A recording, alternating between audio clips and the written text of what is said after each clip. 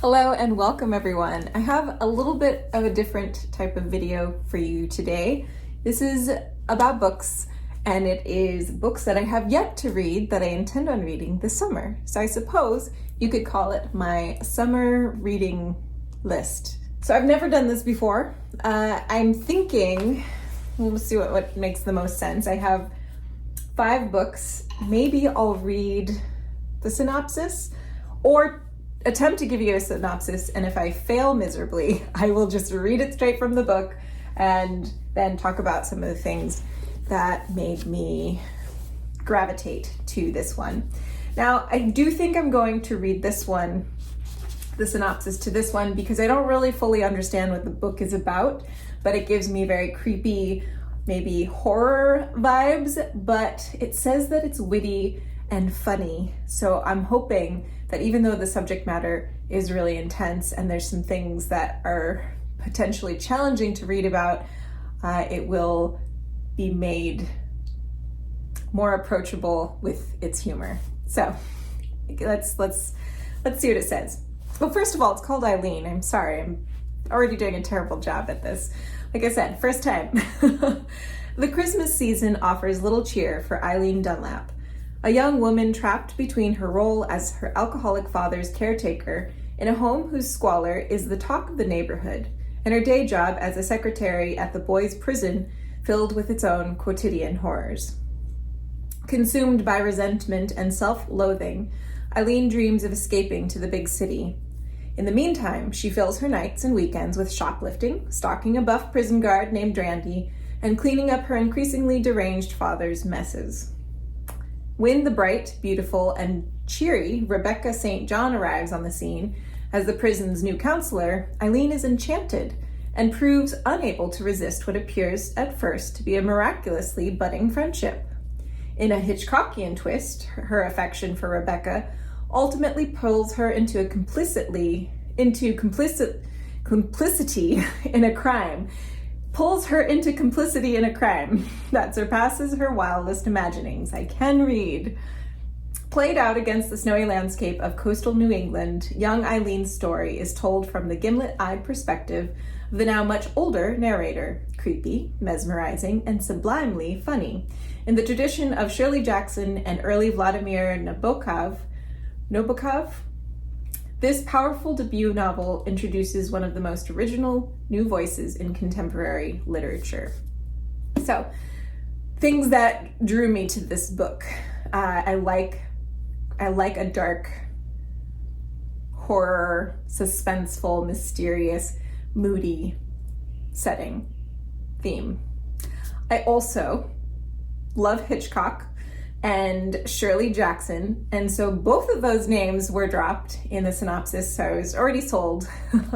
and I like that it talks about it being funny potentially and witty. So I'm hoping this will be a fun read. I am a little bit scared of this book, but also really excited and just very curious. Next, we have Outlawed.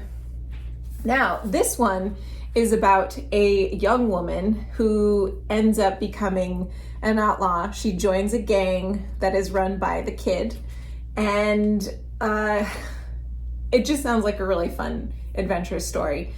An Old West story told through the perspective of a woman who is an outlaw, which I feel like is not a story that is very common in this genre of books and movies, at least in my very limited experience. Having that female perspective feels kind of rare. So really, that's just what drew me to this story. I do enjoy a good Western every once in a while. And again, just it being from the perspective, the protagonist is a female, and that just is really fun for me. So I think this could be a fun read. So we'll see. Moonbound. Now this one, I have no idea really what this book is about. I was very compelled by the cover. It drew my eye and I was so intrigued. And after reading the very tiny synopsis that really didn't allude to much, I thought it would be a great read. So this is the story, I can tell you, is set 11,000 years in the future. and the narrator is an artificial intelligent being. And it seems like there's a little bit of fantasy because there is the main character, he comes from a town that is run or protected by a wizard, and he goes on a big adventure, it sounds like, meets this sentient artificial intelligent being, and then the story seems to take place. So it's a little bit sci-fi, a little bit adventure, a little bit fantasy, and artificial intelligence, which is something I'm always really interested in reading about. So I think this will be very fun, and I'm intentionally not reading anything about it. I don't want to read any reviews. Sometimes I want to know all about the book. Sometimes, like the book that I'm currently reading called The Familiar, which is a fantasy book that I'm very invested in, as I approached the end, I started feeling so anxious that I needed to know how it would resolve. So I actually looked it up online so that I could convince myself it was okay to keep reading.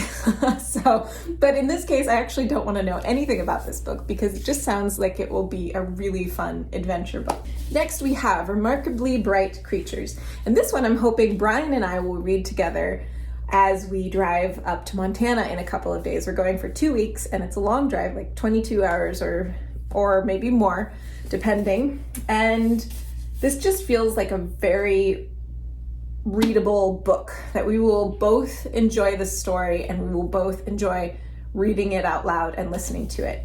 So this is, I don't know if the whole book is told from the one perspective, but I know that's how it starts off, and maybe it goes back and forth. But it's about a woman who lost her son 30 years ago. He went missing apparently, and she's working as maybe a janitor at an aquarium, and forms a relationship with an octopus named Marcellus. And Marcellus is part of the narrator in this story. The first chapter opens up with him narrating the story, which I think is so fun. And eventually he helps her discover what happened to her son. So he is an octopus sleuth, if you will. And that just sounds so fun and engaging, and I'm really curious to know what this octopus perspective will read like, what the voice is, what the personality will be. Marcellus sounds like, in the synopsis it refers to him as a curmudgeon, and he knows so much but is usually unwilling to help his captives, or his captors, because he is a prisoner in this aquarium. But for whatever reason, this particular woman, they form a relationship and he wants to help her. So it just sounds really fun. And then last but not least, we have Middle of the Night by Riley Sager. And I'm super curious about this author. I've heard so many reviews on this. I haven't heard a review on this book, but I've heard a review on one about, like, Across the River, maybe it is, and then The Only One Left, and they sound really fun. This is a dark, creepy, mysterious, maybe suspense thriller. I don't really know. Maybe there's a ghost story in it. I'm not sure where this is going to go.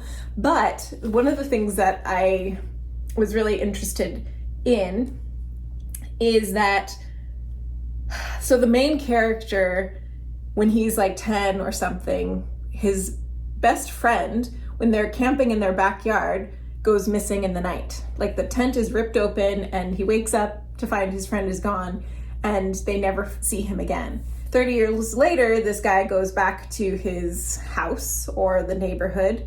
Sounds like this is not something he's wanted to do and he's been avoiding it, but for whatever reason he goes back, and weird things start to happen. And maybe this friend that went missing is a part of it, but it talks of green grass, summertime vibes, forests behind houses in a cul-de-sac, like suburban life in the summertime in the 90s is when I think the original story takes place, maybe when the kid goes missing. I'm not entirely sure.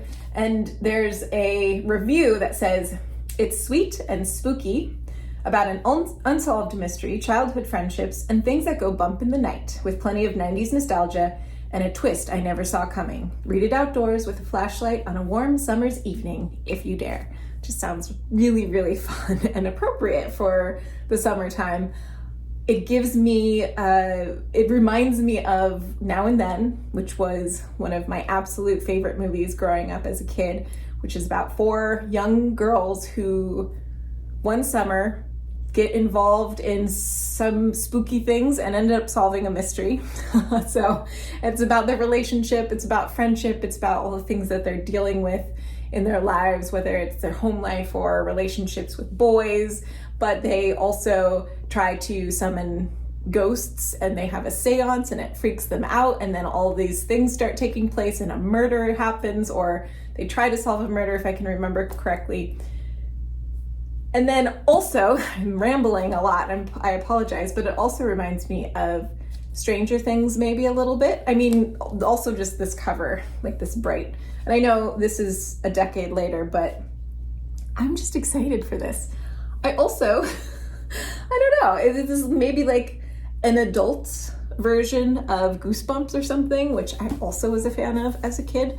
It just sounds fun. So those are the books that I have set out to read this summer, which is kind of a lot. So hopefully I'll be able to get through them all.